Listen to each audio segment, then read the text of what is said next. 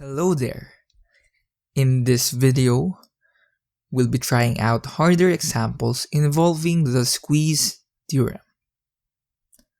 To recall, the squeeze or sandwich theorem states that if g of x is between f of x and h of x, with the limit of f of x and h of x to be both L, then the limit of g of x as x approaches a must also be L.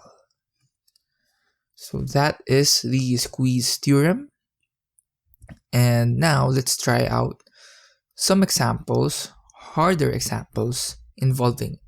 Starting with the first example. In here, we are given the limit of x squared times cosine 1 over x as x approaches 0. So before we solve this, you may pause the video for a while to try this first on your own. To start, first take note that if we plug in 0 in this function, we'll have some problems in cosine 1 over x. Indeed, so if we plug in 0, we'll have cosine 1 over 0, or we know this to be cosine infinity. And this one is undefined since we have an infinity out here. So we don't really know what the value in this one is. And in fact, if we check its graph, so this one just extends infinity. So this one is the graph of cosine functions, not necessarily cosine 1 over x, but in general cosine function, cosine x. If this one goes on and on, then it would just repeat and repeat and move from 1 to -1 and so on. So as x approaches infinity, we don't really have a value for this. And so we can't really just plug in 0 out here. So let's clear this one out. And instead, what we can do is we can take note that for all real numbers x such that x is not 0, so we are dealing with values not equal to 0 out here since we're only talking about the limit as x approaches 0 and not at 0. So if we do that, then take note that cosine 1 over x is bounded from -1 to 1.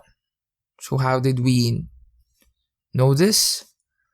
Well, this is a known property of trigonometric functions that for cosine, its range varies from -1 to 1. So take note of that one. And indeed, if we check out the graph previously, it is clear that its value just moves from 1 to -1, or that is, it is bounded from -1 to 1. So let's clear this one out. And so we have this inequality. We will use this inequality to solve this limit. First, our goal is to make this expression inside same with this one. How do we do that? Well, we just multiply x squared out here, since multiplying x squared would give us x squared times cosine 1 over x to be bounded from -x squared to x squared. And take note that there won't be any change in the signs or the direction of the inequality, since x squared is non-negative. So we know that since any number that is squared would result to a positive value. And so observe that this one out here is the expression out here. So let's try to inspect the lower bound and the upper bound. Observe that since the limit of -x squared as x approaches 0, so since -x squared is just a polynomial, we can simply plug in 0 out here. So that is, we'll have -0 squared. This is equal to 0. And similarly, by a similar process, we can obtain that the limit of x squared as x approaches 0 must also be 0. Observe that since these two limits are equal, so the limit of the lower bound and the upper bound are both equal as x approaches 0, it follows that by squeeze theorem, the limit of x squared times cosine 1 over x as x approaches 0, or the limit inside these two, must also be equal to 0. And so this out here is the final answer for this problem. So that is how we can apply the squeeze theorem in trigonometric functions. The key is to know its range. And we know that the range of a cosine function varies from -1 to 1 only. Let's now move on to the second example. In here, we are given the limit of sine x plus 3 cosine x all over x as x approaches positive infinity. So again, you may pause the video so that you may try this first on your own.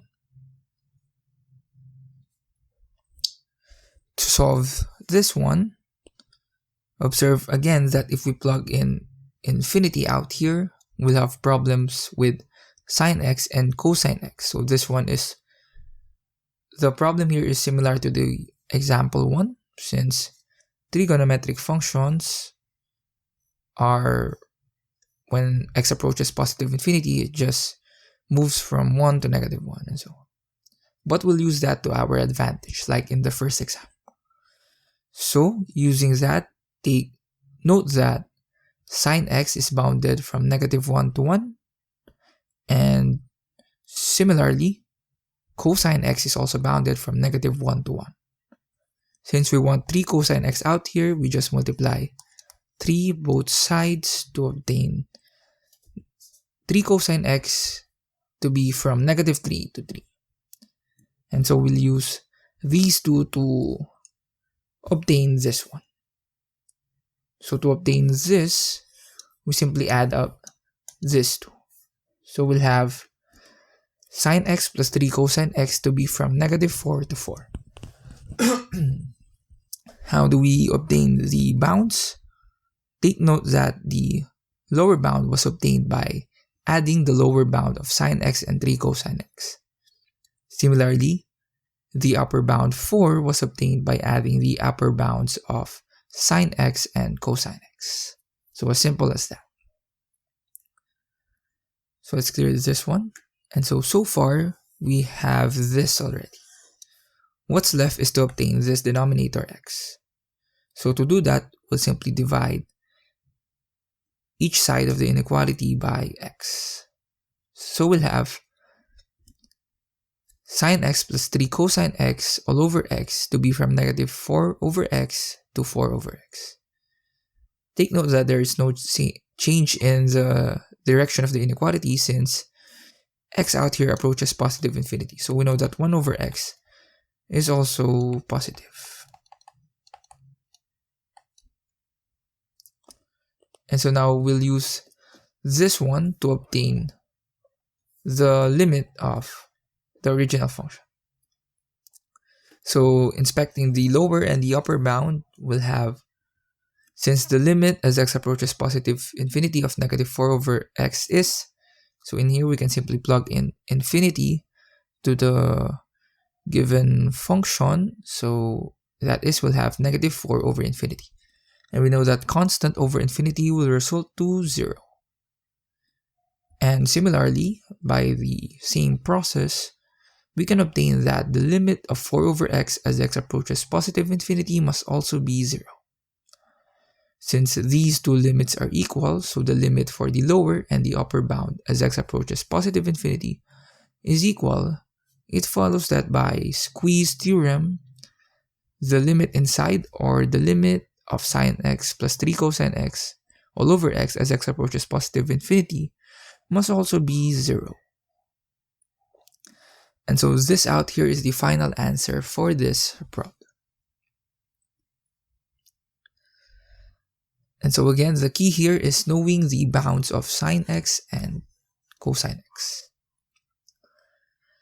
So yeah, that is how we can apply the squeeze theorem to some trigonometric functions.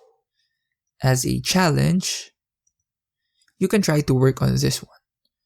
So in here, our goal is to find the limit of 4 times the greatest integer function of x. So this one is the greatest integer function plus 2 all over x as x approaches negative infinity. So this one is quite tricky, but we'll only have problem out here. But take note that the greatest integer function of x can be bounded by x minus 1 and x. So indeed, suppose we take 2.7 like that.